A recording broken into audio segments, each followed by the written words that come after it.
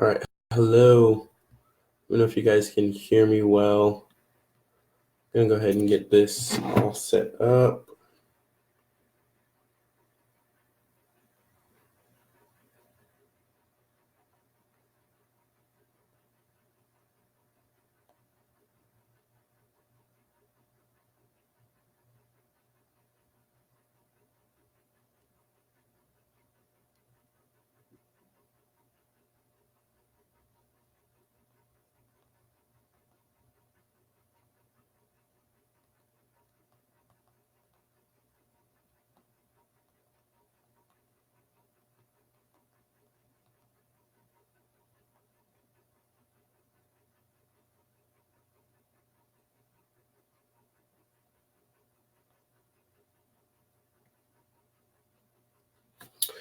All right, we are all set. It looks like everyone can see my screen.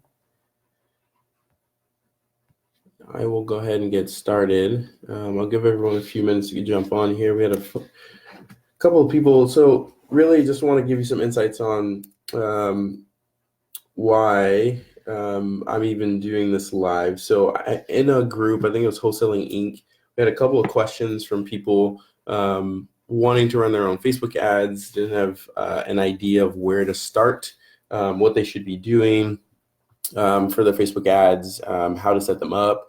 And there's just a ton of questions around it. So instead of leaving it shrouded in mystery or making you book a call or buy some info product, I figured I would just dive into exactly how you run the ad. It's not super complex. I've been running Facebook ads for almost 6 years now, and collectively I've managed over $2 million in ad spend. And basically what that means for you is that I somewhat know what I'm doing. I don't think anyone could be an expert at Facebook advertising because it's always shifting. It's always something new that's going on. So Facebook's always changing the playing field. So it pays to be good at different ad channels or different platforms. So in addition to Facebook, run a lot of things on YouTube, a lot of things on Google, and a lot of different other platforms, directly to serve advertising. So with all that said, I'm going to go ahead and jump into basically how to launch a Facebook ad if you're looking for motivated seller leads. This is specifically for wholesalers, real estate investors, anyone that really wants to drive pretty cost-effective leads for their real estate investing business. So the way that you do it is first thing you need a Facebook page. So I'm just going to go from the basics. You need a Facebook page and you need to get a Facebook ad account set up. Those two things are super easy to do. If you can't figure it out, just go to facebook.com and then, or I probably shouldn't go to facebook.com, but it'll probably take you into your page. But you'll want to just go to Google and figure out how to set up a Facebook page and then set up a Facebook ad manager. And once you have those two things set up, they're free, don't cost you a single thing. You'll want to go in and create a new campaign. So when you create a new campaign, it looks something like this. You have all these different types of objectives of how you can run a Facebook ad. So first thing that you want to do once you come in here is you want to set the objective that makes sense for you. So for this particular type of campaign, if we're looking to drive motivated seller leads, we want to specifically be looking at lead generation. And again, this is just one piece of the puzzle. I'm just showing you how to launch the ad. I'm not showing you all the back end stuff that you need to do to make this actually all work. In order to actually get this all function, like running the ad is just one piece of it. There's all the systems and stuff on the back end that you need to connect to get text messages to your phone, to allow people to book a call or book a seller appointment directly on your calendar. All those bits and pieces I'll show you in a different live, but today we're just going to focus on the ad. So the objective that you want to select here is lead generation. You just want to go ahead and give your campaign a name. I typically use a naming structure, as you can see here, like motivated seller leads, Arizona, and how many leads I need to generate for the client in this particular one. So I can just select this as the name for now. I'm just going to name this motivated seller leads. Facebook Live test. All right, and then I highly recommend using the new campaign budget optimization. This gets just pretty involved with how Facebook is now optimizing campaigns. If you're new, you want to stack all the cards in your favor. So you typically just want to go ahead and turn this on and let Facebook optimize this for you. So go ahead. Once you set your campaign budget, then you'll want to go ahead and say, hey, this is what my daily budget is. For this type of campaign, I've seen people go all the way down to $5 per day. So you can really budget whatever makes sense. What I would recommend if you're getting started out, especially testing a new ad in an area, is anywhere from $20 to $40 per day. And you don't have to keep it at that rate, but you want to accelerate the learnings that you get from this. So the more ad spend that you have allows you to test a bunch of different copy, a bunch of different images really quickly. And if you start at $5 a day, just because you don't have enough traffic running to that ad, typically it's going to take you a couple of weeks to figure out whether or not an ad is actually converting. So for this one, I would recommend starting at least $20 a day. But again, it's just based off of what you can actually budget. So once you set up the campaign, Facebook has kind of this branching methodology. So the campaign is the top level, set what the objective is. Next, we need to go and set up the ad set. So this is where people get all confused and twisted, like what is my targeting? Who should I be targeting? With motivated seller leads, you can layer on targeting options, but what I found in my own experience, and again, this is dependent upon areas, is that no targeting, but with really targeted ad copy is what's going to actually make the difference in your campaign. And again, you test it for your area. I can't make a blanket statement and say that what works in Arizona is going to work in Tennessee, is going to work in North Carolina, is going to work in Alabama, is going to work in Florida, because it changes per market. The market's different everywhere. So again, you just want to continue your naming structure here again. So I'm just going to select, hey, we're targeting. This is the page name that I'm doing under the mobile targeting Arizona audience. This is, I don't want it to do it on, I guess I'll just do it on this page. I'll do it on my page. I don't want to catalog, and this is where we select our audience. So first thing, really the biggest thing here is locations. This is where you tell Facebook, hey, this is where I'm looking for motivated sellers. So in here you can put in everything from GPS coordinates to whole states to specific zip codes. So if I wanted to look at 70210 postal code, I did that completely wrong. That's supposed to be California. I'm just going to do Arizona, 85213. There we go. So this is Mesa, Arizona. So if I wanted to target specifically just the zip code here, I could do that. If I wanted to target specific cities, so if I just wanted to do Mesa, Arizona, the entire city, Facebook's going to give you a radius. As you can see, this is a pretty big radius. So if you wanted to narrow this down even further, you can say, hey, I only want to do 10-mile radius. So that way it gets you a little bit more targeted. Or the alternative is you can say just the city. So if you only wanted Mesa and you didn't want to do a radius, that's how you can do just the city. And you can stack multiple cities in here. So if I said I also want to do, Phoenix, let's work here, Phoenix. And then again, if I just wanted to do Phoenix, and then let's say another market of mine was Scottsdale. So then I could do that, just those cities there. So then I can hit all those cities, and then I could go, hog wild crazy if I wanted and say I want leads for the entire United States. We don't want to do that in this case unless you have a large ad budget. But let's just go ahead and do this. So I'm just going to do a radius around Mesa, Arizona. I found it's better to do smaller radiuses just because you can get more personalized. And typically, what I like to do is I like to call out different areas in the ad copy. So most of my campaigns, I'll do current city only or a really tight radius. So I can say, like, in Arizona, this whole area is called the East Valley. So I'll call out in the ad like, hey, East Valley residents, blah, blah, blah, blah, blah. So you can do that there. So current city only. And in this particular ad, we're just going to call out Mesa, Arizona. So that way in the ad, I can say, hey, Mesa, if you live in Mesa, Arizona, we're looking to buy properties with, this type, style, blah, blah, blah, blah. So, okay, next thing that you want to do here is instead of doing everyone in this location, so this gets visitors, this gets people traveling, people that are recently in this location that may have possibly moved. Typically what I like to do here is people who only live in this location.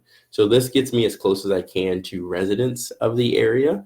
And that way, again, since we're looking for motivated sellers, people that want to sell their house, this is going to give you the best chance at or getting people that actually live in Arizona. Again, if you're doing some more targeted stuff with like absentee lists and tax delinquents, another option, we'll talk about that after we finish locations, but there's a couple of options that you could do there.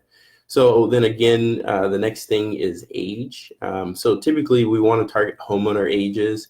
If we're looking for something that's a little bit more distressed, like we can look in the older range. You obviously don't want to be targeting people down to 18 years old, because I don't know many 18-year-olds that own a house. So I'll typically set this at 40 and above. And then what I can do to narrow this down even further is based on the location. I'll show you in some of the ad reporting. I can actually look to see which age ranges are giving me the most amount of leads, and then I can tailor my ad for that market.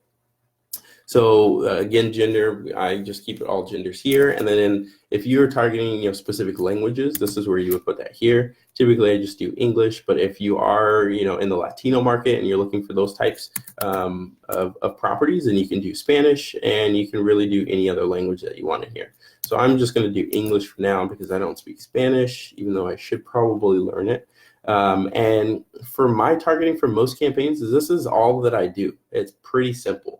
For the more distressed situations where we have clients that have larger ad budgets that want to go after these situations, Facebook has this thing called custom audiences. And basically what that means is you can take a list of properties that maybe you purchase from list source, although it is technically against Facebook's terms of service to purchase a list and upload it.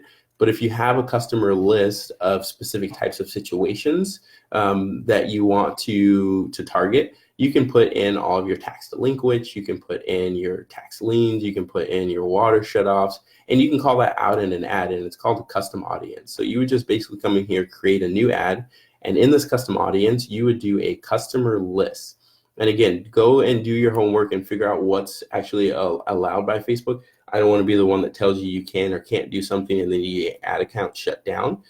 In my own personal case, most of my campaigns, I like to do this broad targeting and rely for Facebook on that. But if you wanted to do some more hyper-personalized stuff, you can upload lists of specific types of segments. So if it's mobile homes, if it's any type of property like that, you can upload that directly into Facebook as a customer list. And again, it has to match their template. So you would just upload your template. These are the fields that it's looking. So the more of these data points that you can get, the more matches that it'll find in that audience. So if you only upload a list of 1,000 people and you don't give it all these data points, so let's say you just gave it email, it's probably only going to find like 20 to 30% of those people because it has to match their Facebook profile email. Same thing with phone number, gender, age, year of birth, location, all of those different things. And then you would just drop your file in here, you would name it, and then you could run an ad to that audience. But for this case, we're just going to do the broad targeting. So detailed targeting is where you can get a little bit more granular on, people that you want to target. For some cases where it makes sense, where we run this broad audience and we're not getting the types of leads that we want, these are the interests that I'll typically use. And again, Facebook has all these different types of ways that you could break this down. So you could take a look at behaviors online or on Facebook. You can look at specific interests, specific demographics to find the type of people that you want. And again, you got to remember, because this is technically a housing ad, what you may find is that in some areas where Facebook's a little bit more strict with the targeting, when you put in this detailed targeting, it's going to limit your options if it classifies your ad as a housing ad. So just keep that in mind.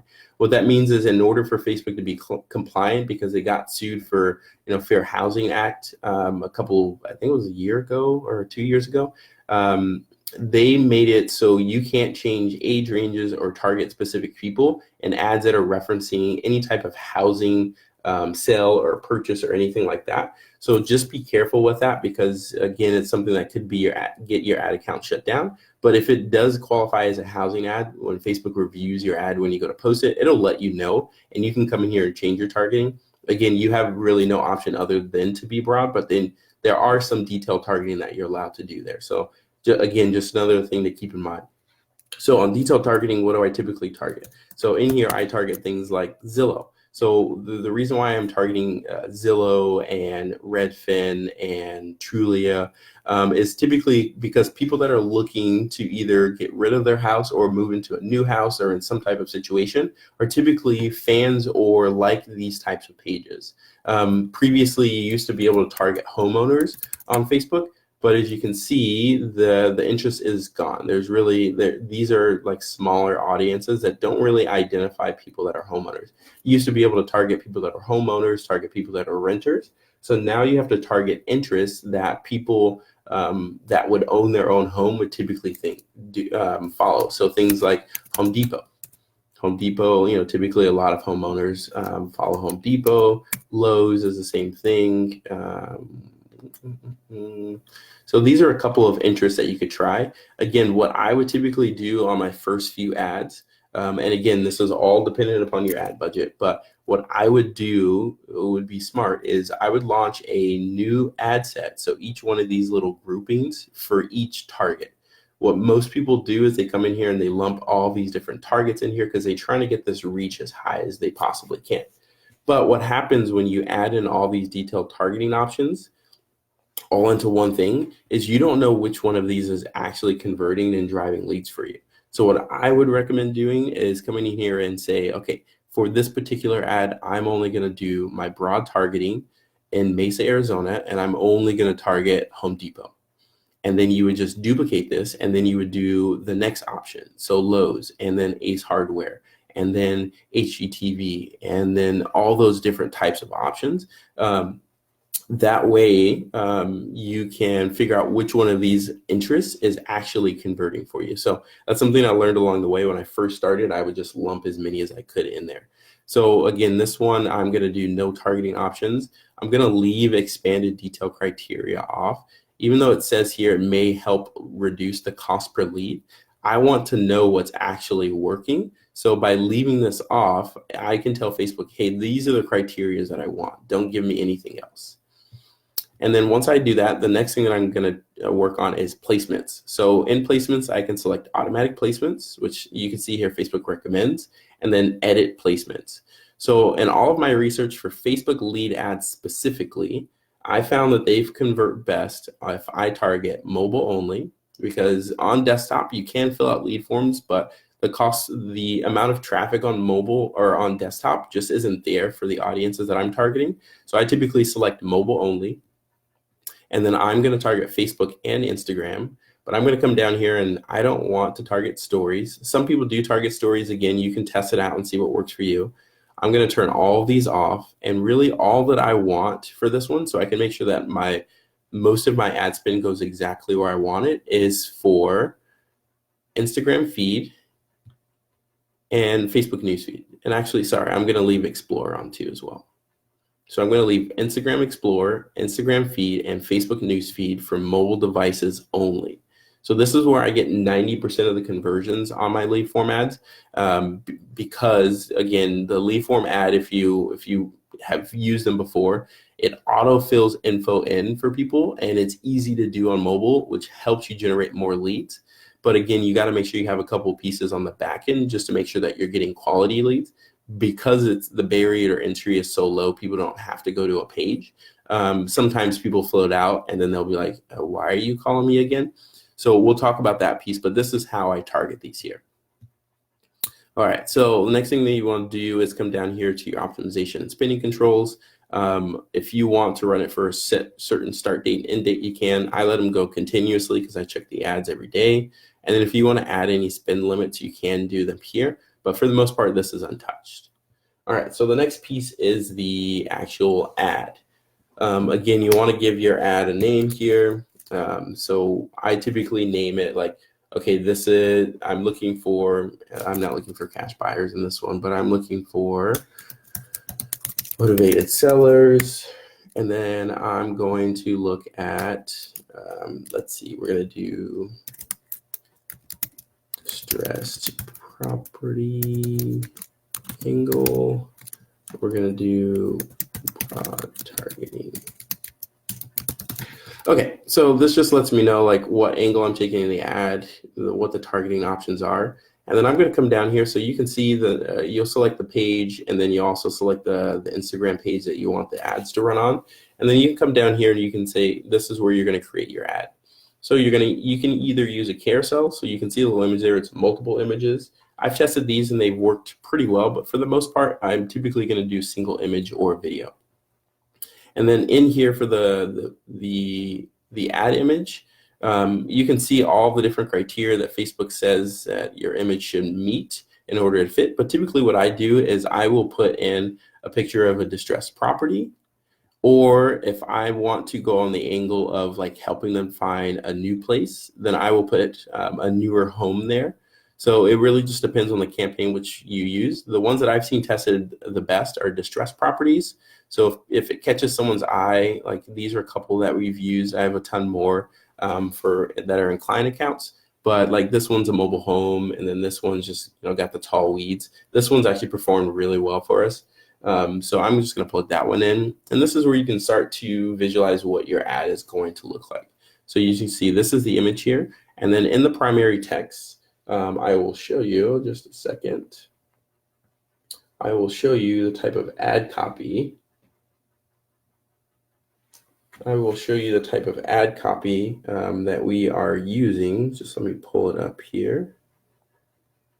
1 second.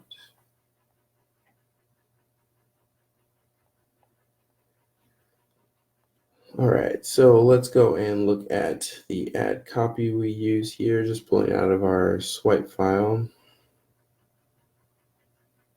Okay, so for motivated seller leads, click, click, click. Okay, so you have a couple of different pieces of your ad copy.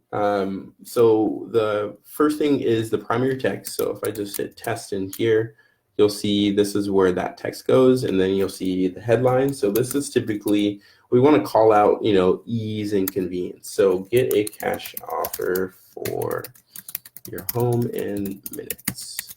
So you can test a couple of different angles here, but this is the main thing that people see. They'll see the headline, then they'll see the primary text, then they'll come back to the call to action button. So typically for call to action buttons, you can do get a quote, you can do get an offer is probably the most applicable, but I've tested things like learn more that have converted really well. But lately we've been just using get an offer because it aligns with what our call to action is. And then in the primary text, you can go as complex as you want depending on the market. So Arizona is a really saturated market for real estate investors. So you have to get a little bit more advanced with the ad copy. But in some markets where there isn't heavy amount of real estate investors, you can go just as basic as, selling your home in Mesa, Arizona. Again, remember that's the area that we're targeting. And then we can say, well, we are buying homes in, let me make sure I get my spelling right, homes in Mesa, Arizona, as is. And then this is where you want to plug in whatever your unique selling proposition is. Whatever that proposition is, hold on 1 second, I got a question.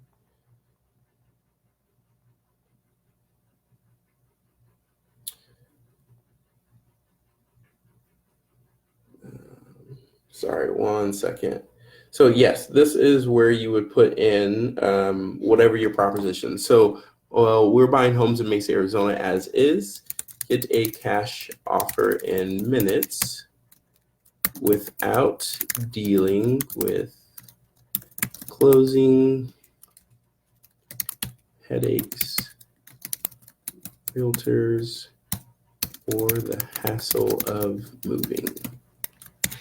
So you keep it super basic there. You just want to talk about what are the benefits for them, why they want to get a cash offer, and then what are some of the benefits of that. And then usually what I'll add here as an addition is because I want to make sure that I'm filtering out people that shouldn't be here.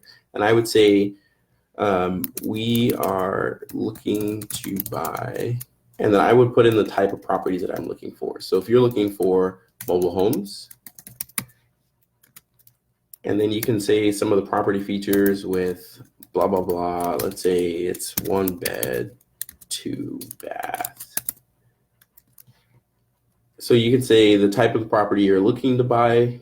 You could say the type of person you're looking to buy from, or if they're in a specific situation. So if you did like tax delinquents, I wouldn't specifically call out tax delinquents, but I would say we're looking to buy properties of people that, I don't know, fell into, that's too complex. People, we're looking to, let's say, make the holidays brighter. You can sell your house for cash and use it for holiday gifts. So this is a good angle that we tested here, during the holiday season. That sometimes people just want to sell their house to get some cash for the holidays. So they've had this burden that's sitting, they can't get it sold. Whatever the situation is, you can test a couple of different angles, but what I recommend here is just testing. How do I get to it? So I would recommend testing a bunch of different angles here. The reason being is you never know exactly what's going to work. So I can give you recommendations on the ad copy that we're using, so something simple like this. But in most cases, you need something a little bit more advanced. Or in some cases, there are markets that aren't really advanced, and you can get away with, hey, selling your home in Mesa, Arizona, well, we're buying houses as is, get a cash offer in minutes, and just keep it as simple as that. I've seen all these different types of ad variations work and convert. The whole process is just iteration and testing. Okay, so that's the ad copy. I don't want to spend forever on that. This is not the complex part here. This is something that you can always test and something that works. With simple ad copy, with advanced ad copy, you can test whatever you want here. But again, just keep it short and simple, and then make sure that you call out the area. So I would get location specific. Then I would also get into, okay, what's your value prop? What are you bringing to the table for people? Why should they get a cash offer from you versus the guy that's been blowing up their phone with text messages? So that's how we set up that. The next piece that you want to do is create a new form.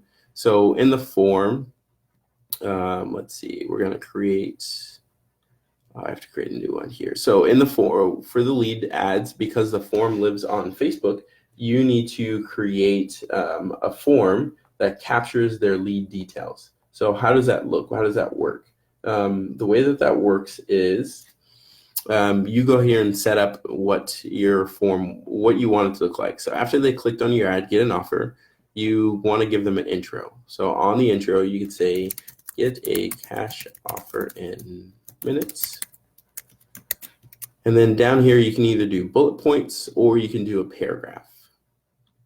I would just say something simple here. Again, we just want to make it easy for them to fill out the form and then give us their info so we can reach out and either get a contract or an appointment with them. So we can say, fill out the details below to get your cash offer. And then these are where we're going to actually ask the questions. So this is where you see what type of info matters most to you. Typically for us, we're going to ask for full name. We're going to ask for phone number. And then we're going to ask for the property address. So we're going to do street address, city. We should already know the state, but it auto fills for them, so it's okay if you want to add that in, and then zip code.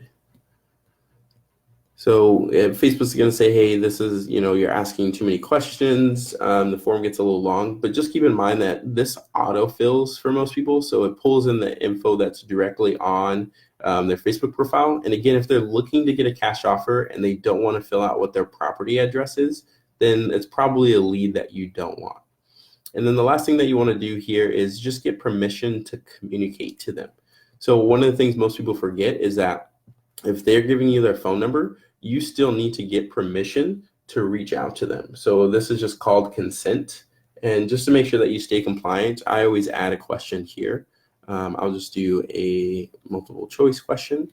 And typically I like to reach out via text. It's easier, easy barrier entry, but I would just say here, can we send a text? And the reason why I send a text is because we have automation set up on the back of this. So we'll typically send people a text just to confirm, hey, that they filled out a form. And then that's how we progress them into either getting on the phone with us for a contract or booking a seller appointment.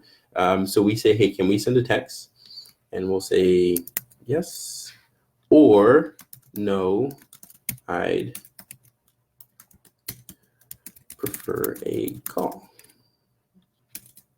Oh, I just deleted everything there. No, I'd prefer a call. There you go. So if they say no, you can't text them. They can either say yes or no, they would prefer a phone call. So that way you get technically explicit opt-in on both sides.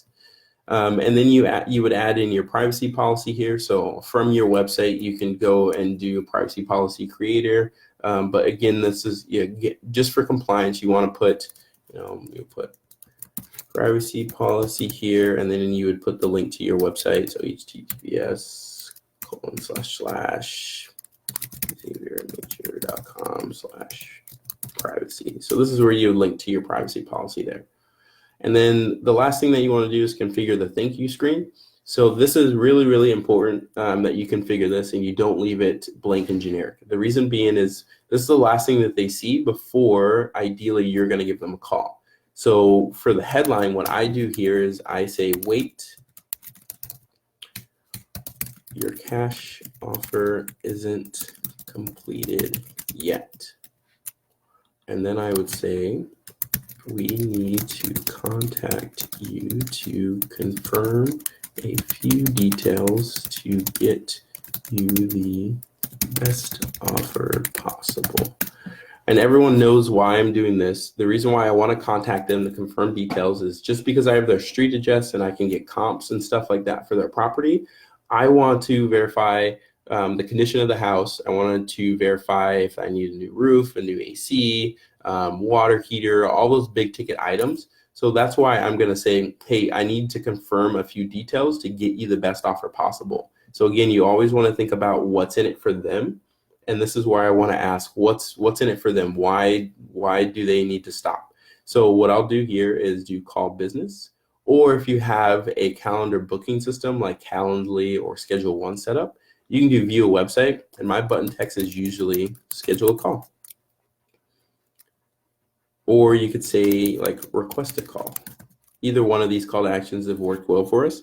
The reason being is the incentive for them is, hey, I want to get my cash offer. They need to still confirm details. Let me request a call with them instead of them reaching out to me and kind of bugging me or bothering me. So this works really well for this, this type of ad because it's convenience. They can go and book a time that works for them. Now, how many times have you been sitting around waiting for a contractor to show up, or someone said that they're going to come to your house between 9 and 5, like a delivery window or something? That's annoying. So you just do schedule your call. And this is where you put in your calendar link, or if you don't have that, you can say, give us a call, and then you would plug in your phone number. Ideally, I would plug in a call rail number here just so I can track it. So I'm just going to plug in a dummy number. All right, and then I'm going to go ahead and save this. So now that it's saved and finished, I have everything that I need to launch my ad. So I have my ad copy done, I have my targeting done, I have my form is all set up. Now I just need to hit confirm and launch this. So that is really the walkthrough of how to go through and launch an ad. The other piece that is important to this is the backend. So like I said, launching the ad isn't the complicated piece. There's not really any trickery or secrets here. It's just experience that I've learned of how to run the ads. The important piece is testing different copy, testing different images, testing different targeting. That's how you're going to get to a win with Facebook ads. You cannot treat it like a slot machine. You can't go, hey, let me just launch this ad and this is going to bring me all the seller leads I've ever wanted without having to touch it. That's not what it is. If you play that game, Facebook will take all of your money and will leave you broke. The way that you win with Facebook is by testing until you get to a winning ad. And that's how we're able to consistently run these types of ads. But also too, we're not just running ads. In order for this to be a success, we need to have the back end pieces set up. And that's what I'll cover in the next Facebook Live is how to connect all the back end pieces for your lead gen system. So how do we get people to book a phone call after they fill out a form? How do we get that into our Podio? How do we get that, all the way through to, getting a contract or, on a seller appointment? So that's what I'll cover in the next Facebook Live. But for now, I think this is enough to digest. Let me know if you have questions. And if you do want help setting up your own Facebook ad campaign, there is a link in the comments. Go ahead and click that link, fill out the form, and then you can book a time on my calendar. And I will spend about 15 minutes to kind of walk you through this process and see if you need help setting up your own campaign. Be happy to help anyone that needs to, but just go ahead and book a call, and then I will jump on with you. So thanks for tuning in. Again, if you have any questions, feel free to DM me or to book a call. Either way works. And in the next live, we'll go over the back-end systems of how to make all of this actually work.